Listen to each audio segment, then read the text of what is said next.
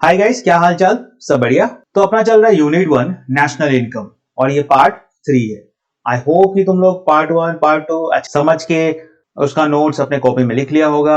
अगर किसी ने फांकी मारा है तो पहले उन दोनों को खत्म करो, फिर पार्ट 3 चालू करना, क्योंकि तुम सबको पता है अपना टारगेट 90 प्लस है। उससे कम सोचना भी नहीं है। अगर सोचा तो बहुत मार खाएगा। आ रहा बात समझ में? जा रहा है कुछ खोपड़ी में बात? क्योंकि अपना टारगेट बड़ा है और तुमको पता ही है।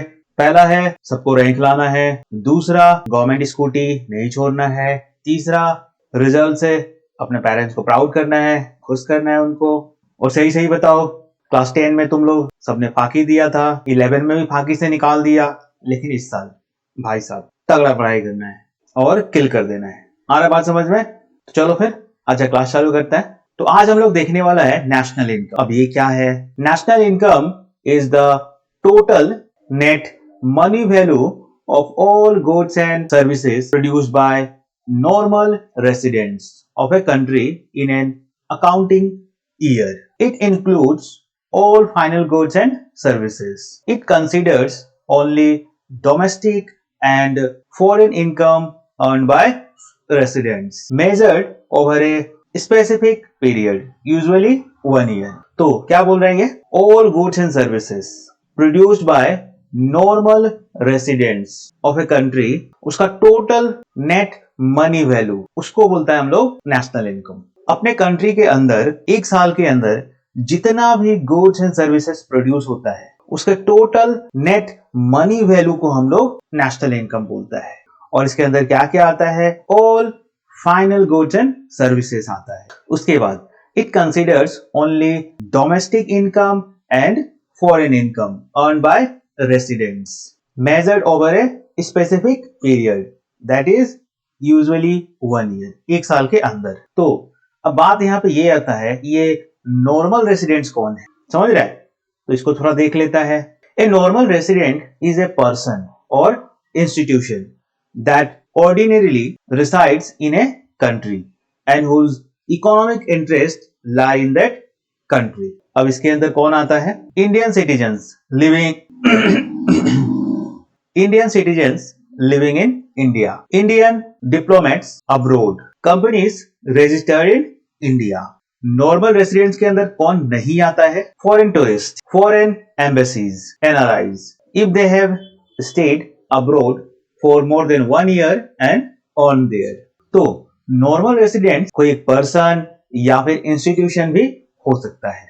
Ordinarily resides मतलब रहता है उसी कंट्री के अंदर और उसका जो इकोनॉमिक इंटरेस्ट है वो भी उसी कंट्री से जुड़ा हुआ है। जैसे कि अपना जितना भी इंडियन सिटीजन्स है वो सब नॉर्मल रेसिडेंट्स है, जितना भी इंडियन डिप्लोमेट्स है जो कि अब्रॉड रहता है वो भी नॉर्मल रेसिडेंट्स के अंदर आता है। कंपनीज रजिस्टर इन इंडिया, ये भी अपना नॉर्मल रेसिडेंट्स है। अब कौन नहीं आता है? तो पहला है फॉरेन टूरिस्ट, ये सब अपने इंडिया का नॉर्मल रेसिडेंट नहीं है। या फिर फॉरेन एम्बेसीज जैसे यूएसए, पाकिस्तान, रशिया, इन सब का एम्बेसी वगैरह अपना इंडिया में भी होता है, लेकिन ये अपना नॉर्मल रेसिडेंट्स नहीं है।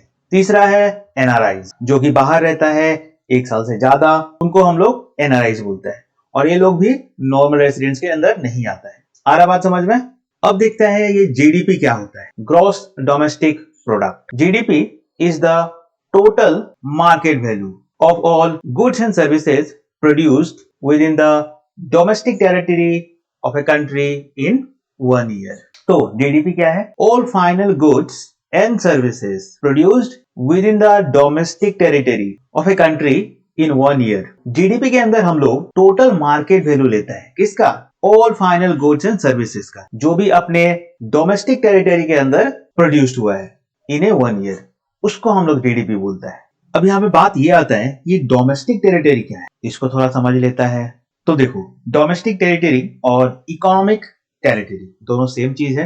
Domestic territory refers to the geographical area under the control of the government where goods and services are produced and economic activities are carried out. तो डोमेस्टिक टेरिटरी के अंदर geographical area which are under the control of the government where goods and services are produced and economic activities are carried out, उसको हम लोग domestic territory बोलता है। Geographical area जो कि अपने गवर्नमेंट के कंट्रोल के अंदर है, जहां पे हम लोग गुड्स एंड सर्विसेज प्रोड्यूस करता है और साथ ही साथ इकोनॉमिक एक्टिविटीज भी कैरिड आउट कर रहा है और अपना इकोनॉमिक एक्टिविटीज भी चल रहा है, उसको हम लोग अपना डोमेस्टिक टेरिटरी बोलता है।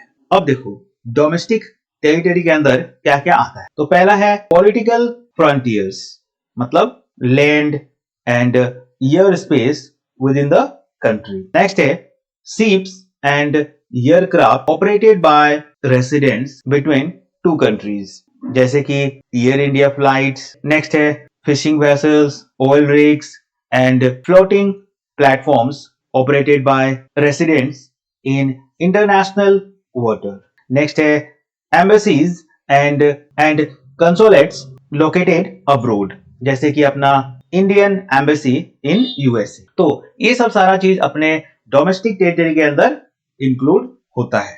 तो इसके अंदर आता है क्या, अपना जितना भी पॉलिटिकल फ्रंटियर्स है, जैसे कि land, air space within our country, उसको हम लोग अपने टेरिटरी के अंदर इंक्लूड करता है। आगे है ships, aircraft operated by residents between two countries. आगे fishing vessels, oil rigs, floating platforms operated by residents in international water, वो भी अपने टेरिटरी के अंदर इंक्लूड होता है। आगे है embassies, consulates located abroad, तो अपना इंडिया का जितना भी एम्बेसीज बाहर है, जैसे कि यूएसए के अंदर है, रशिया के अंदर है और बहुत सारा कंट्री के अंदर अपना एम्बेसी है, वो भी अपने डोमेस्टिक टेरिटरी के अंदर ही इंक्लूड होता है। तो आगे देखो डज नॉट इंक्लूड, कौन सा अपने डोमेस्टिक टेरिटरी के अंदर इंक्लूड नहीं होता है।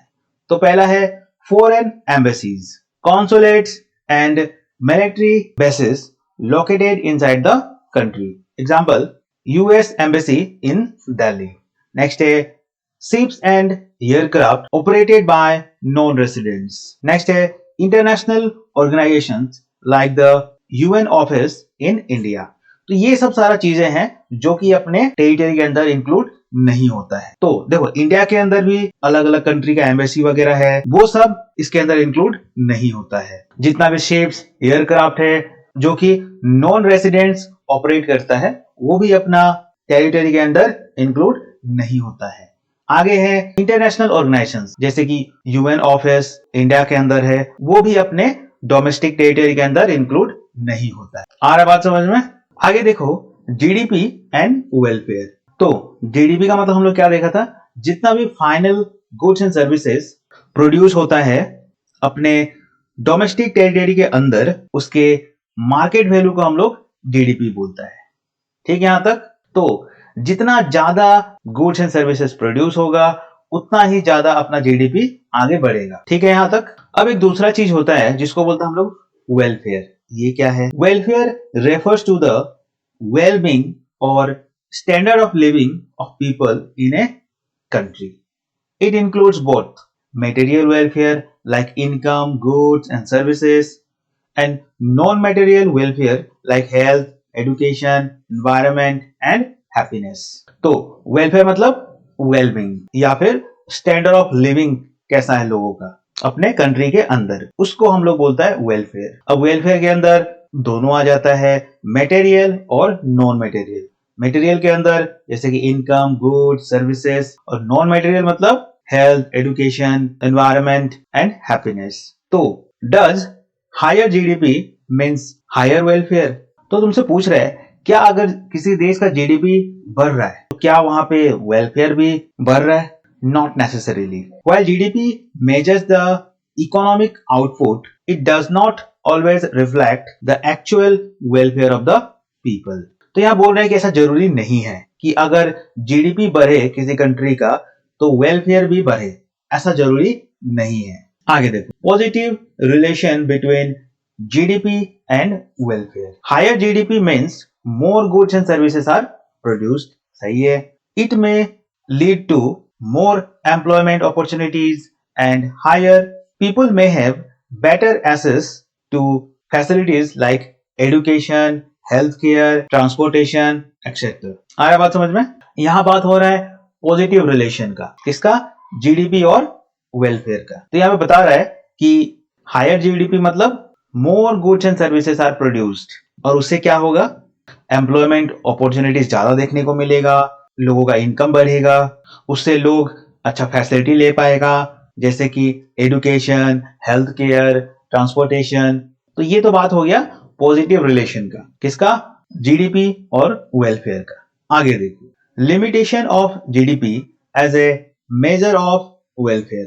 तो ऐसा भी सिचुएशन होता है जहां पे किसी भी कंट्री का, देश का जीडीपी तो बढ़ रहा है लेकिन वेलफेयर नहीं हो रहा, वेलफेयर नहीं बढ़ रहा है, तो उसको हम लोग बोलता है limitation of GDP as a measure of welfare. मतलब जीडीपी बढ़ता हुआ तो दिख रहा है लेकिन वेलफेयर नहीं हो रहा। तो ऐसा कब होता है, पहला है income distribution not considered. GDP may be high, but if wealth is concentrated among few, common people may still be poor. पहला लिमिटेशन क्या है, इनकम डिस्ट्रीब्यूशन, जहां पे जीडीपी तो बढ़ रहा है लेकिन जो वेल्थ है, जो पैसा है, वो सिर्फ कुछ लोगों के पास ही है।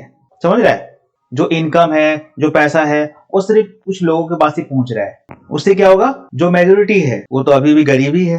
तो यहाँ पे जीडीपी मार खा जाता है। देश का जीडीपी तो बढ़ रहा है लेकिन हर एक लोगों के पास में वो पैसा नहीं जा रहा है, सिर्फ कुछ ही लोगों के पास जा रहा है।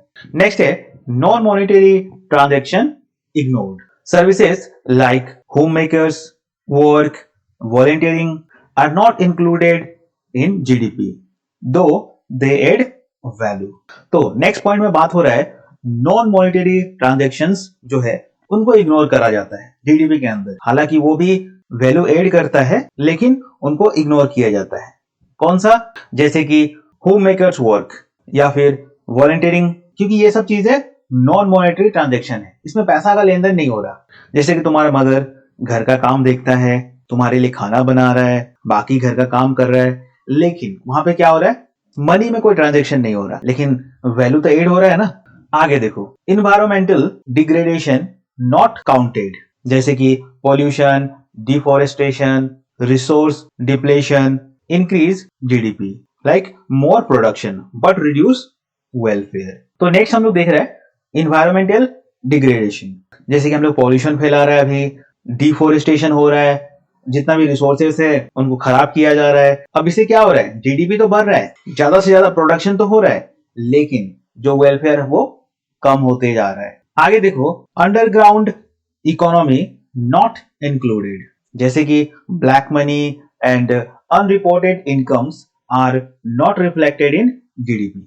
आगे है अंडरग्राउंड इकोनॉमी, जैसे कि ब्लैक मनी हो गया, अनरिपोर्टेड इनकम्स हो गया, जो कि जीडीपी के अंदर नहीं आता है। आगे है no indicator of leisure and happiness. GDP does not measure mental health, peace, happiness. अगर जीडीपी देखे तो उसके अंदर मेंटल हेल्थ, पीस, हैप्पीनेस ये सब चीजें इंक्लूड नहीं होता है और जीडीपी इनको मेजर भी नहीं कर सकता है। GDP is a useful indicator of economic growth, but for true welfare, other indicators like healthcare, education, equality and environment should also be considered.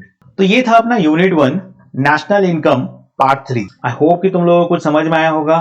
तो अब यहाँ से तुम लोगों का काम चालू होता है। ये जितना भी नोट्स है अपने कॉपी में नोट डाउन करो, वीडियो को दोबारा देखो, जिससे सारा कॉन्सेप्ट तुम्हारा क्लियर हो जाए और एग्जाम में तुम जाके किल कर दो।